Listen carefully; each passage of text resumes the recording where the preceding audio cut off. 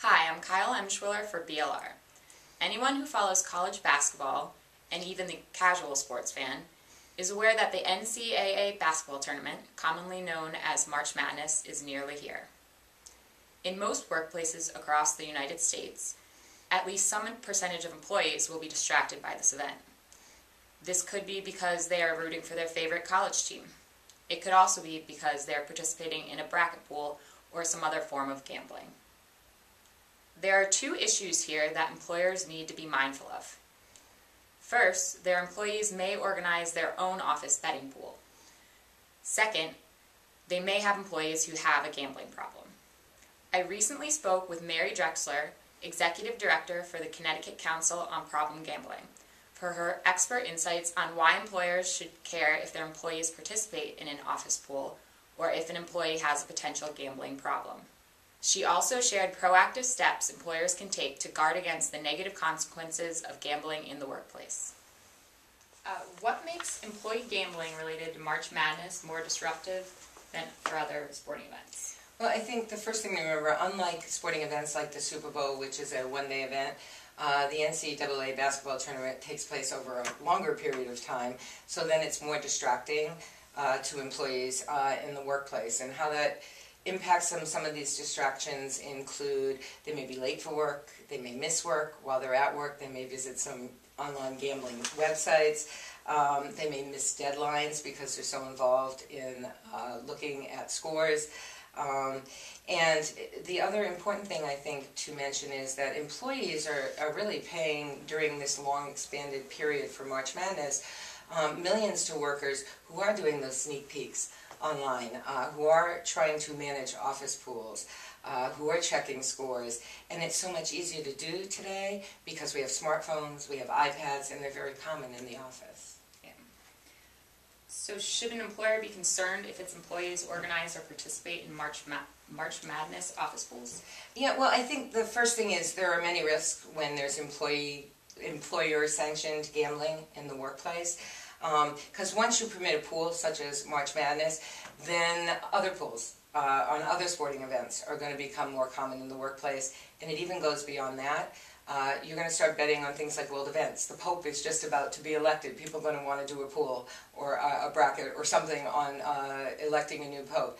People in the workplace, for instance, you have a pregnant employee, people want to bet on what's the due date for that employee. So I think employees themselves are saying there is no policy, so they're rationalizing and justifying that there isn't a problem with taking part in brackets and office pools, even though they're really not legal to be done in the workplace. Also, employees who don't ordinarily gamble often feel pressured to take part in these activities within the workplace, and it can create some conflict within the workplace. And I think also important is you may not know that an employee has a gambling problem. Individuals with gambling problems or individuals who have family members who have gambling problems often are very good about lying about it or hiding it. It's often we refer to problem gambling as the hidden addiction because it's really not talked about and you can't really see it. So we need to be careful about that because that can impact them both personally, professionally, and financially. So what steps can employers take to guard against these potential problems? Well, I think they need to develop, they need to distribute, and they need to enforce gambling policies in the workplace. I think these policies should include that there should not be allowing brackets or office pools within the workplace during work time. And that should probably include lunches and breaks anytime that an employee is within the facility. I think you need to monitor more, have policies in place on use of phones and use of internet.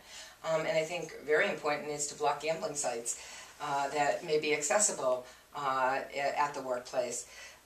The other is employees should align gambling policies with other policies they already have. Many employers have policies on alcohol or other drug use. So I think it's important to look at those policies and see what can be done, and with the help of the Connecticut Council on Problem Gambling, we could help them do that. I also think you need to see what kind of financial safeguards your company or organization has in place, because oftentimes problem gamblers who are really finding themselves in financial debt could leave a business or an organization open to embezzlement especially if they're in a position where they're handling money or fraud. And that could be from an employee that is very trusted, that's been with you for years, and you may not realize they have a gambling problem. So why should an employer be concerned about an employee's potential gambling problem? I think because there are many issues that face the problem gambler. One of them is it creates family disruption, conflict in the family. There are debts that become involved when you're a gambler who's been doing this for a long time. There's depression, there's anxiety that comes along with it. It could result with conflict with coworkers in the workplace. If you've been out all night the night before or up online gambling, it could lead to an arrest or an incarceration. And interestingly enough, the addiction with the highest rate of suicide is gambling.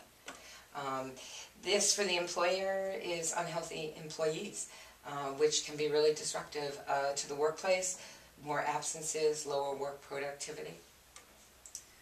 So what are the warning signs that an employee may have a gambling problem? Well, first, loss of time while they're on the job. They could either be late for work, unexplained absences even during the course of the workday. Many employees now work from home. Some employees are out on the road, so you're not quite sure where they may be during those times, visiting online gambling sites. Deteriorating work behavior, missing deadlines, frequent mood swings you may see with somebody who's maybe not getting enough rest or very stressed out or depressed about what's going on in their life. Work performance, they're skipping meetings, they're missing the deadlines again, or poor work quality. An extreme interest in problem gambling paraphernalia. Their desk has things relating to gambling. They're reading gambling literature all the time. They're always visiting gambling websites. And then I think desperate financial behavior. You have to be aware again of what I said earlier, that they may be looking it could defraud client or employer funds. And coming into work selling their personal belongings, or maybe it could be stolen goods they're selling just to get money to gamble again. And in some companies, they have company credit cards. You really should be monitoring the use of those company credit cards. Last question. What proactive steps should employers take to guard against workplace problems due to employee gambling? Well, I think it's really important, number one, that you utilize your employee assistance programs, your counselors that are there, or your HR personnel. I think what's important is also that they are trained to know what to look for with somebody who may have a problem gambling issue, what kinds of questions to ask, where are the resources available to them. The other important note is maybe it's not the employee themselves with a gambling problem, but a family member, and that's disrupting their ability to complete their work. Knowing maybe how to ask those questions and getting them also referred to employee assistance programs. In the state of Connecticut, the Connecticut Council on Problem Gambling has a 24/7, 365-day-a-year problem gambling helpline at 1-888-789-7777. We also have online problem gambling chat available at our website at www.problemgambling.org. And the website also has much more information on helping businesses or helping anyone who may be confronted with someone who has a gambling problem.